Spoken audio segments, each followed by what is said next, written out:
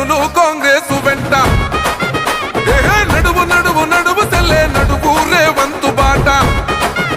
ఓ కదులు కదులు కదులు తమ్మి కదులు కాంగ్రెస్ వెంట నడువు నడువు నడువు తెల్లే నడువు రేవంతు బాట జపాలనొచ్చని తెలంగాణ పల్లెలో బాణం లేసొచ్చని రేవంతన్న రాకతో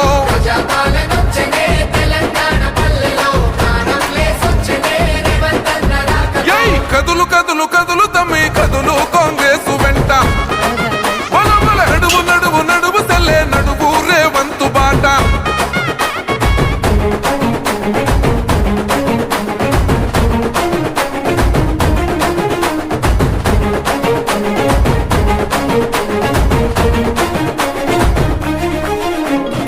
కేతన్పల్లి మున్సిపాలిటీ 15వ వార్డు జవహర్ నగర్లో ఇవాళ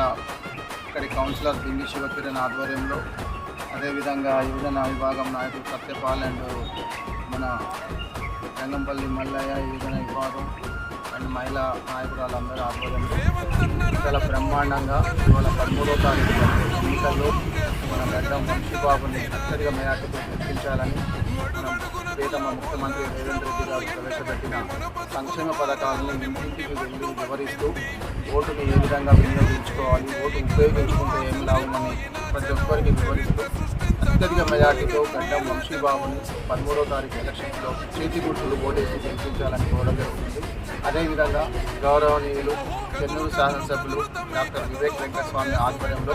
22 వార్డులలో 35 బూతుల్లో ప్రచారం చాలా ఉధృతంగా జరుగుతుంది. గత వారం రోజుల నుంచి ఇంటింటికి వెళ్ళి ప్రచారం నిర్వహిస్తున్నాం. ఇదే ఊపును 11వ తారీఖు సాయంత్రం వరకు కాంగ్రెస్ కార్యకర్తలు సైనికుల్లా పనిచేసి మన ఎంపీ అభ్యర్థి అయినటువంటి గడ్డం వంశీబాబుని అత్యధిక మెజార్టీతో గెలిపించడానికి మేము ఛాయశక్తులా ప్రయత్నం చేస్తూ వివేక్ వెంకట్ వారి నాయకత్వాన్ని బలపరుస్తూ